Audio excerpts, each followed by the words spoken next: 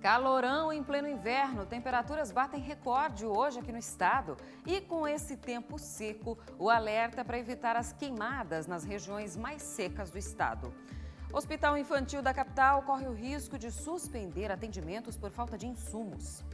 Um aporte de R$30 mil que será doado pela AVOS, Associação de Voluntários do Hospital Infantil, deverá permitir que os insumos sejam comprados para a retomada dos procedimentos.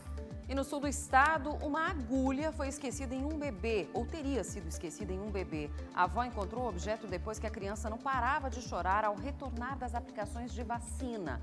O SCC News está no ar.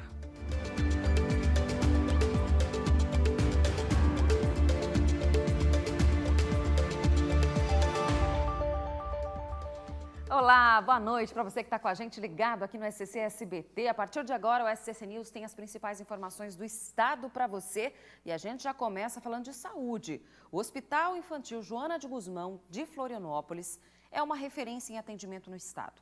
Recebe crianças de várias cidades. Muitos, inclusive, viajam horas e horas para conseguir uma consulta ou então uma cirurgia. Hoje, os pacientes foram surpreendidos, os pacientes e todos nós, né? Com a informação de que alguns atendimentos podem ser suspensos por falta de insumos essenciais. Você vai ver na reportagem. O movimento no Hospital Infantil Joana de Guzmão começa cedo. Afinal, ele atende crianças de todo o estado. Antes mesmo das filas estarem formadas do lado de fora, hoje uma notícia já circulava pelos corredores do hospital. O documento assinado pelo chefe do centro cirúrgico é objetivo. Diz que os procedimentos cirúrgicos eletivos estão suspensos temporariamente por falta de insumos essenciais. Luvas, catéteres, sondas, agulhas, cânulas traqueais, entre outros. Em resposta à nossa equipe, pela manhã, a Secretaria de Estado da Saúde informou que os insumos estavam em processo final de compra. À tarde, voltamos ao hospital para ver se o cenário já era outro. Sem filas e as consultas mantidas. Quanto aos insumos, conversamos com enfermeiros e profissionais que trabalham ali e a informação é de que nada chegou ainda. Para evitar que as filas de espera por uma cirurgia aumentem, a AVOS, Associação de Voluntários do Hospital Infantil, nos informou que já fez contato com o setor financeiro do HI, liberando um valor de R$30 mil a mais do que já doam todos os dias, para que sejam comprados então os insumos que estão faltando. Esse valor, ele vem com dispensa de licitação, o que acelera o processo de compra para que os procedimentos possam ser retomados o mais breve possível. No fim da tarde, voltamos a falar com a Secretaria de Estado da Saúde. Por nota, eles informaram que estão adquirindo os insumos para a manutenção dos procedimentos.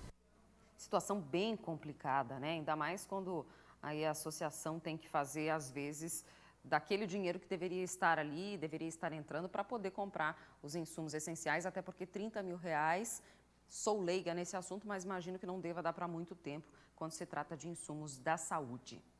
E ainda falando de saúde, mas dessa vez a notícia vem do norte do estado, o Hospital de São Francisco do Sul foi alvo de um ataque de hackers. Inclusive, afetou os atendimentos. O David Sacramento tem mais informações. Olá, Bruna. Neste momento, o Hospital e Maternidade Nossa Senhora da Graça tenta recuperar informações do banco de dados da instituição que foi prejudicado com o ataque dos hackers. Segundo o hospital, o ataque cibernético aconteceu no último fim de semana. Os criminosos utilizaram a ação para fazer chantagens e chegaram a exigir uma alta quantia em dólares em criptomoedas. Apesar do sistema eletrônico do Hospital de São Francisco do Sul estar inoperante neste momento, o atendimento na instituição já foi normalizado e está sendo feito de forma manual pelos profissionais. Como o mesmo sistema é usado na unidade de pronto atendimento, a UPA também está com um registro de prontuários afetados. Um boletim de ocorrência já foi aberto e a Polícia Civil vai investigar o caso nos próximos dias. David Sacramento para o SCC News. Agora preste atenção nessa história que vem de Armazém, no sul do estado. A mãe e a avó de uma criança de 1 aninho levaram o bebê para receber as vacinas no posto de saúde. Só que depois das aplicações, a criança não parava de chorar e permaneceu assim por cerca de 4 horas. A avó achava que fosse reação de alguma das vacinas, mas quando ela foi trocar a fralda do bebê, percebeu que uma agulha ainda estava injetada no quadril da criança. Assustada, claro, ela retirou a agulha E ainda de acordo com os relatos dos familiares, a mãe e a avó do bebê teriam voltado ao posto de saúde. No local, o secretário municipal de saúde teria pedido para ela se acalmar, inclusive tinha dito, calma, é normal, né, o que aconteceu, claro, ainda sem saber muito bem o que tinha acontecido. O secretário se manifestou em nota, dizendo que jamais teria citado que a situação era algo normal e que está tratando o caso, sim, com muita preocupação. Já a Prefeitura de Armazém disse que vai ser instaurado um procedimento administrativo disciplinar para averiguar as responsabilidades e, se for o caso, aplicar penalidades ao servidor envolvido nesse episódio. Um boletim de ocorrência também foi registrado e a Polícia Civil está investigando o caso. O secretário de Saúde de Armazém mandou um vídeo para a gente explicando um pouquinho melhor essa história. Vamos ver. Gravando esse vídeo para prestar esclarecimento sobre a alegação de uma família que retornou ao posto de saúde, dizendo que uma técnica de enfermagem teria esquecido uma agulha no corpo de uma criança. Após a vacinação, nossa primeira reação foi verificar se a criança está bem. A outra medida que tomamos foi a determinação de uma investigação para a veracidade dos fatos apurados, de eventuais responsabilidades. Depois do intervalo, olha que história inacreditável. Um homem é agredido e tem a perna quebrada por se recusar a sair para beber com um amigo. E ainda, quem nunca cansou de receber as indesejáveis ligações de telemarketing a qualquer hora do dia, hein? Não preciso desse tipo de serviço. Obrigada. Para evitar esse tipo de situação, tem uma nova proposta por aí.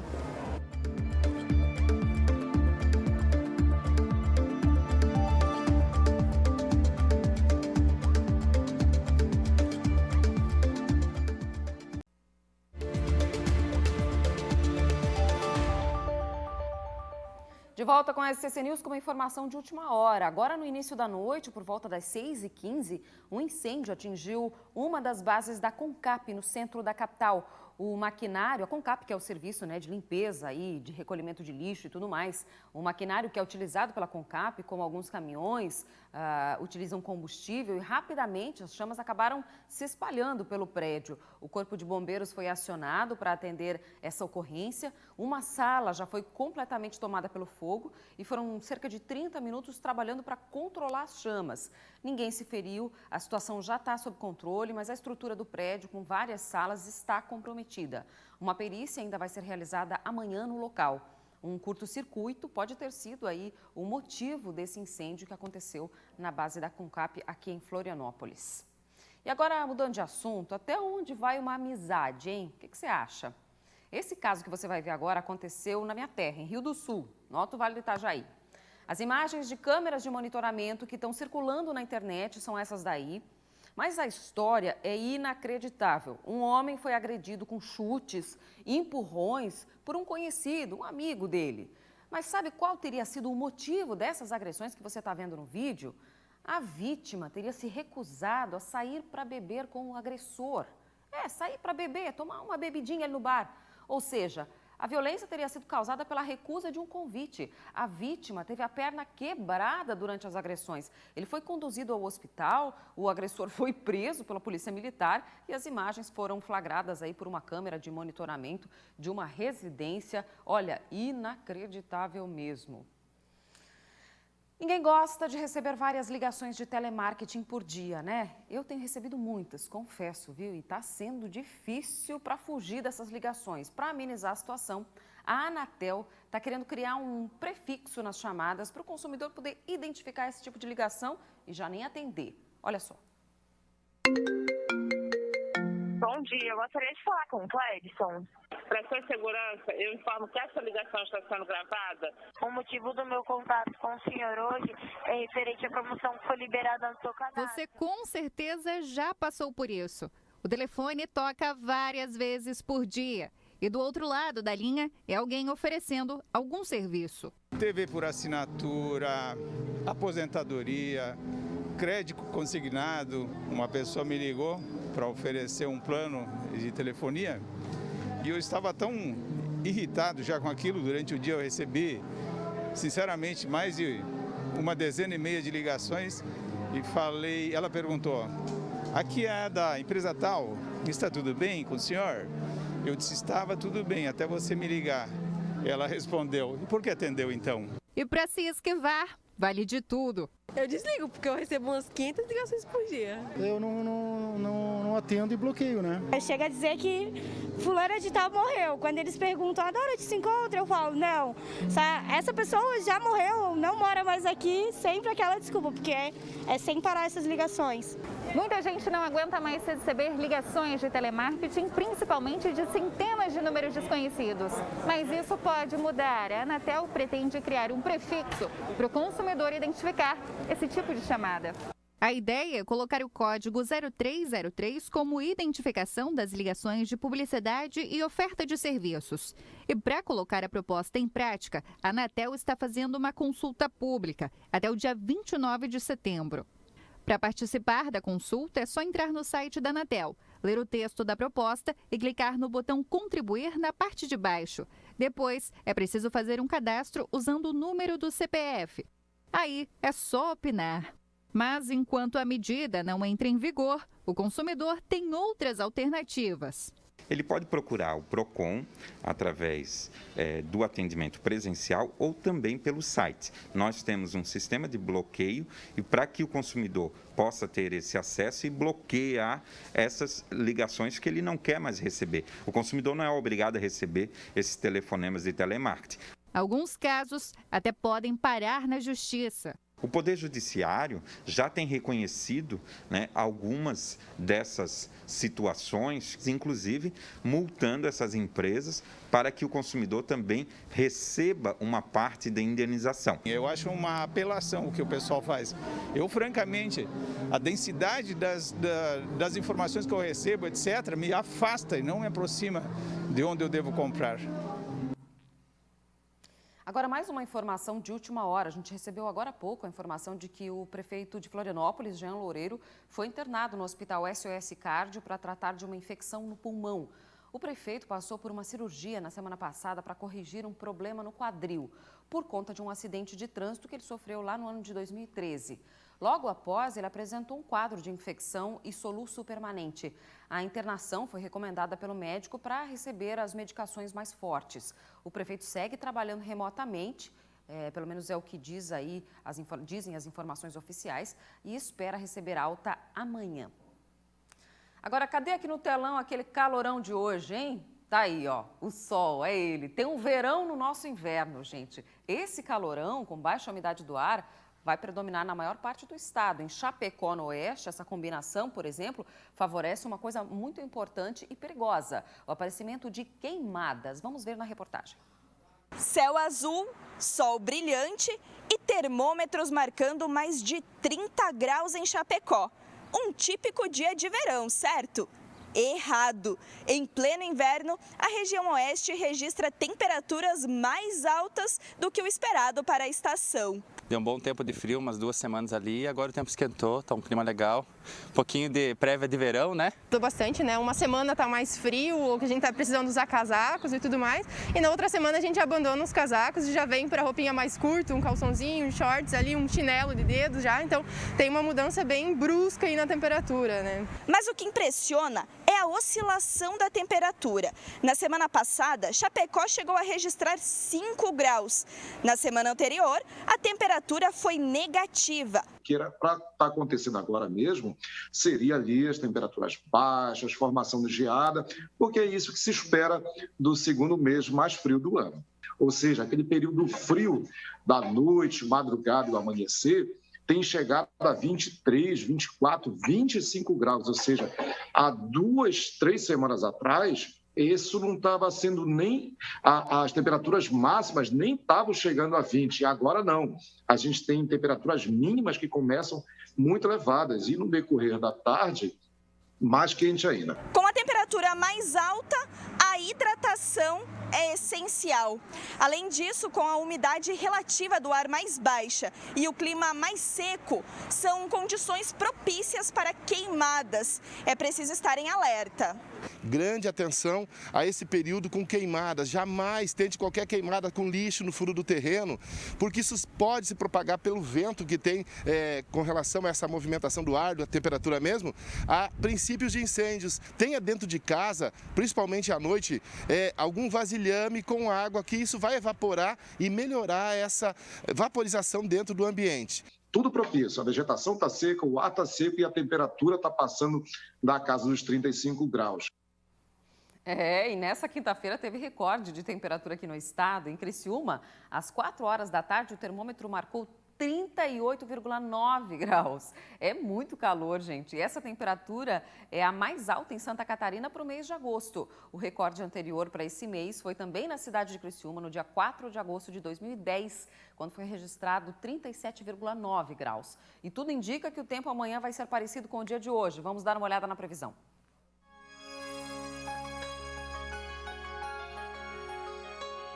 Na sexta-feira, a massa de ar seco e quente vai continuar predominando em Santa Catarina.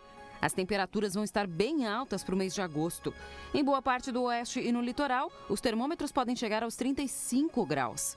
O sol aparece em todo o estado, mas no litoral pode ter aparecimento de nuvens no início e no fim do dia. Em Florianópolis, aumento da nebulosidade na sexta-feira. A máxima vai chegar aos 30 graus. No norte do estado, mínima de 18 e máxima de 31 em Joinville. No Vale, a máxima prevista é de 30 graus em Blumenau. Lages, mínima de 14 e máxima de 28 graus. Em Criciúma, máxima de 29 e no oeste, sol entre nuvens e temperatura máxima podendo chegar aos 32 graus em Chapecó. E quando a temperatura muda assim, não é só a gente que fica confuso, não. Olha só o que o calorão trouxe à tona e deu maior susto numa família hoje em Luiz Alves, no Vale do Itajaí. Eles encontraram uma cobra no meio dos brinquedos dos filhos. Imagina, gente, dentro de casa. O Corpo de Bombeiros Militar foi acionado para retirar o animal lá da residência. De acordo com os agentes, a cobra tinha características de uma jararaca de porte pequeno. Meu Deus, que medo! Ela foi retirada pelos bombeiros e devolvida ao habitat. Por sorte, ninguém se feriu, mas os bombeiros fizeram um alerta de que em dias com temperaturas altas assim, os animais, principalmente os répteis, gostam de se expor ao sol. Se você, por acaso, perceber algum animal peçonhento perto da sua casa, é só acionar o 193 e, por favor, manter muita distância. O assunto agora é vacina, porque em Lages, na Serra, quem recebe a primeira dose amanhã são os jovens de 19 anos. E a novidade é que vai ter vacinação até de madrugada. Quem vai explicar para a gente como vai funcionar esse esquema é a repórter Shaina Marcon. Oi, Shaina, boa noite. Boa noite, Bruna. Boa noite a todos. Lages já está na reta final da vacinação dos adultos e para acelerar ainda mais esse processo, o horário vai ser ampliado de vacinação amanhã. Os imunizantes vão ser aplicados por 12 horas seguidas, sem intervalo. Quem tem 19 anos ou mais já vai poder procurar o ponto de vacinação a partir da 1h da manhã e tem até a 1h da manhã a partir da 1h da tarde tem até a 1h da manhã de sábado para receber a primeira dose. Para esse público, a vacina vai estar sendo aplicada por sistema drive-thru no Parque Conta Dinheiro. Por lá é aplicada somente a primeira dose para os jovens de 19 anos ou mais. Para quem já pode receber a segunda dose do imunizante, é só ir até o centro de vacinação do Tito Bianchini, das 2h da tarde até as 8h da noite. Vamos acompanhar agora como vai funcionar a vacinação contra a Covid-19 em outras cidades do estado. Em Itajaí, no litoral norte, recebem a primeira dose as pessoas de 20 anos ou mais. No Centro Eventos, a vacinação acontece das 8h da manhã às 5h30 da tarde, ou nas unidades de saúde do município. Confirme o horário de funcionamento de cada unidade. Já para quem mora na capital e está em tempo de receber a segunda dose, pode procurar um dos 5 pontos de vacinação que vão funcionar das 9h da manhã às 4h da tarde de sexta-feira, ou ainda o ponto da SEAD no centro, que funciona das 7h30 da manhã às 6h30 da noite.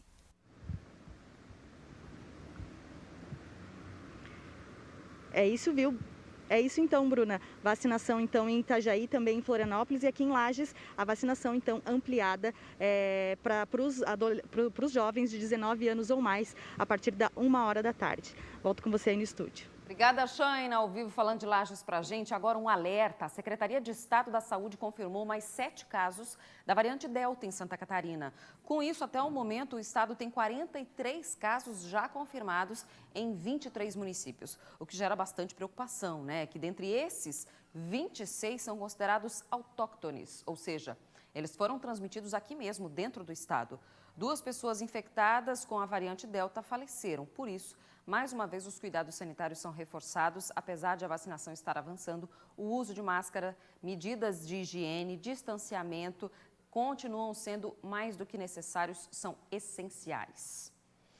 E a gente fala agora de doação. É que todas as unidades do EMOSC de Santa Catarina estão participando da campanha Superação Resgate de Doadores, que busca atrair pessoas que não realizaram doação de sangue do ano de 2008 até 2018. A repórter Marcela Engel tem as informações. É isso mesmo, Bruna. Todas as unidades do EMOSC estão participando da campanha e o foco principal são as tipagens de A e O positivos e negativos, que são as de maior demanda na população. Então, como essa campanha acontece? Os doadores eles vão receber via e-mail um convite para doar sangue e quando o doador for até o Hemocentro, no momento do cadastro, ele deve informar que está doando após o contato feito pela campanha. As doações elas são feitas preferencialmente por agendamento prévio, que é realizado no site do EMOSC, que é o emosc.org.br. A assistente social do setor de captação de doadores de Florianópolis explica um pouco mais pra gente. Desde o início da pandemia, o EMOSC vem encontrando dificuldades de manter os nossos estoques, porque a gente não tem mais aqueles doadores regulares de sangue. Então, essa campanha visa resgatar aqueles doadores e também aqueles que sentirem vontade e tiverem essa vontade no coração de se tornar um doador, é só entrar em contato conosco. Lembrando, Bruna, que não há risco de contaminação para os doadores, já que os materiais utilizados são descartáveis. O que é necessário cuidar é para que o sangue não esteja contaminado, por isso que todas as precauções são tomadas. Voltamos com você aí no estúdio. Vamos conferir agora os destaques do portal SCC10 com a Rafaela Moraes. Oi, Rafa. Olá, vamos começar com um motivo de alegria. É que o patrão do SBT, o Silvio Santos, venceu o coronavírus. Ele está bem recuperado. E na coluna do Cleiton Ramos, a história preservada. O figueirense lançou um livro que retrata o centenário do Alvinegro. Para saber mais, acesse scc10.com.br. Até amanhã!